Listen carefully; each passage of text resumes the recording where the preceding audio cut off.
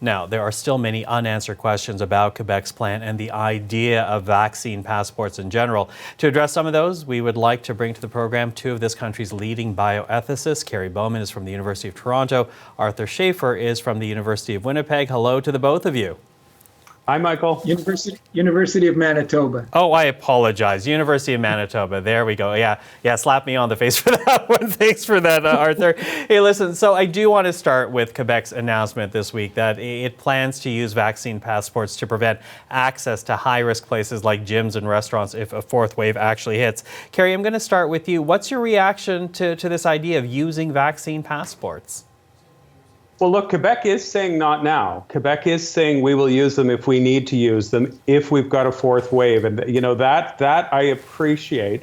I do think there's lots of ethical problems with vaccine passports in terms of freedom of movement. There's an element of surveillance to them. But are they justified? Well, it has to be proportional. And what Quebec is saying is we will see, but it's in our back pocket. So, I think if we do have a crisis and we have a fourth wave, God forbid, it may be justifiable, but I don't think it is right now. Arthur, what do you think? Because, based on what we're hearing from people, and perhaps not surprisingly, who are double vaccinated, they think this idea does make sense. I agree. I think it makes very good sense. At present, if residents of the various provinces across Canada are going to be able to move towards a resumption of normal activity, which means attending in-person classes at university, living in university residences, going to football, hockey, baseball games, going to concerts, gymnasia, restaurants.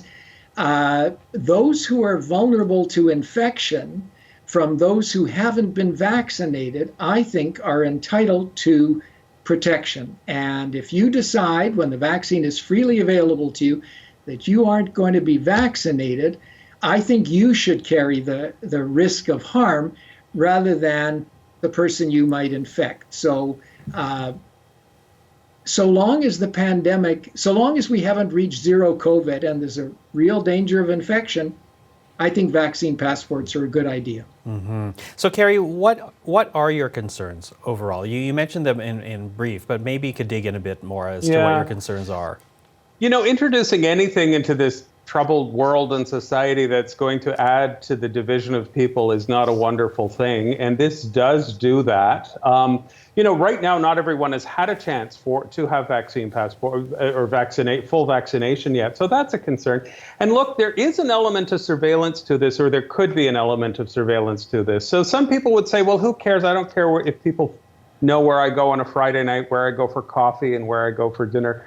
But still, there really could be. And you also get this thing called the slow creep, in which, things are introduced, and we've given up a lot of our rights, really, in this pandemic, and they never really recede again.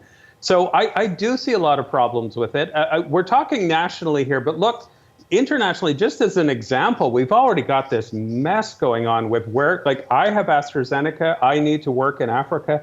There's places I can't go because of, restrictions. And it's already introducing divisions with people that are not scientifically grounded.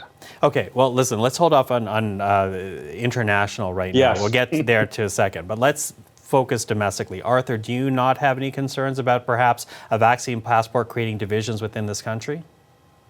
No, I don't. I think people will be treated unequally, but so long as everyone has equal free access to the vaccine, and virtually everyone in Canada does now, except for those who are under a certain age, I don't see the equality issue as, this is not unwarranted discrimination. This is a distinction based on the fact that some people pose a threat to the health of others. And to restrict someone's liberty on the grounds of preventing harm to others, I think, can be justified. Now, Carrie's mentioned his concerns about surveillance. Others talk about concerns about privacy. I think both of those can be easily managed and trivial. We need I wish the federal government hadn't dropped the ball on this and had produced a model vaccine passport for the whole country, but each province is going to have this challenge. the passport should protect individual privacy. I had someone tell me on a radio show the other day that knowing that they're vaccinated, others being able to discover it, is equivalent to knowing that they had venereal disease. Oh, crikey. How invasive of your privacy is it if people know that you've been vaccinated? And people should know, because if you're unmasked, I can avoid you. If you're unvaccinated, I can't see it. As to surveillance, I'll ask Carrie, why is this different from a driver's license? Well, driver's licenses aren't tracked, Arthur, really. This potentially could be, and we don't really know how it's going to be stored. And, when you say, earlier planning would have been a great idea with all of this, but we really don't know what element of information is going to be used and how it's going to be used. Look, I'm not saying it's out of the question. What I would say is, in a crisis, it has to be proportional. Yes, we're in a national crisis and a global crisis, but I mean a deepening crisis with a fourth wave. It may be justified. I don't think we're there yet. I think it's going to introduce lots of limitations. Yep. We can agree there shouldn't be tracking. There shouldn't be any information on the vaccine passport except when you were vaccinated and that you were fully vaccinated. It should also, I suppose, record which vaccine you've had in case some of them turn out to be problematic, which may be your problem if you want to go to Africa. But, these sort of slippery slope arguments, if we do it properly, we can absolutely minimize the risk, we can minimize the restriction on liberty, and we can open up society safely for the great majority who'll be vaccinated. Because the alternative is that if you have a vulnerable health status, or if you can't be vaccinated, or if you're under 12 years of age, your freedom is going to be severely restricted unless you know that you can safely go to a concert, that you can safely work out at the gym, that you can safely be in a university residence. The alternative is that you're imposing the cost, the threat, on others who may not know that they're threatened because they don't know what your vaccine status is. Can I jump in here? Because I'm going to throw a bit of a wrench into this one as well, because there is the argument being made, Carrie, that, that many people seem to like, that if you actually have vaccine passports, well, perhaps that would then encourage those that have yet to get the vaccine to finally get inoculated. Is there not at least some public health advantage to a vaccine passport as well?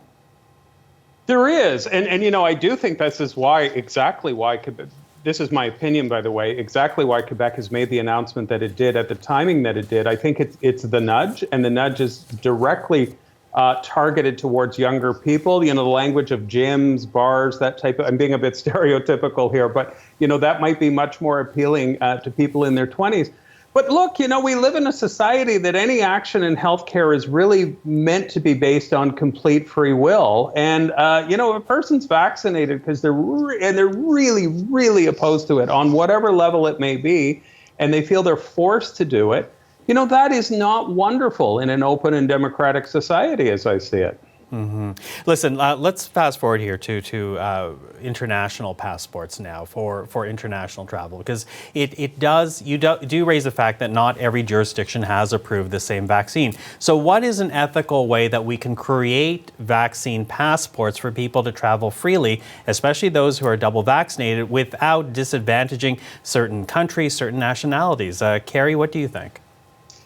I'd say, first of all, we're a little too late on that one, because what we see right now, and I'm in regular correspondence with people both in Latin America and Africa, is that most people cannot travel because they don't have any access to vaccines other than the privileged in low-income countries and growing amounts of people in high-income countries. So we already have this inequity. The next problem is which vaccine. And to answer your question more directly, I think the only way through this is to follow World Health Organization guidelines. I've already got issues because I'm AstraZeneca. What about the Sputnik, which is from the Russian Federation, Sputnik 5, or V as it's pronounced, the two Chinese? They do reach the threshold acceptable by WHO, and many countries don't want them. So, a big problem. I think WHO is the only way through this one. Arthur, what do you think in terms of international vaccine passports? What's a way to be able to issue one ethically? Well, let me quickly agree with Carrie, because I want to go back just one step, Michael, if I may, and say that vaccine passports will be an incentive to those who are undecided, hovering as to whether to be vaccinated or not. I think that's a good thing, especially if there's an alternative. If you have severe scientific reservations or religious or other reservations about being vaccinated, and you want to go to a concert at the Calgary Stampede and can't produce a certificate, the alternative they're providing is you can do a fast test. And if we have an accurate fast test that's available, that's a good alternative. If you don't want to be vaccinated and you want to take in-person classes, well, there's an incentive, get vaccinated. But you should have the alternative of remote learning, of doing your class on Zoom or on Skype. So I think we need to give alternatives to people to make it as little restrictive as possible. And hey, it's your choice to be vaccinated or not. We need to protect the vulnerable, including those who can't be vaccinated. You should bear the cost of your choice.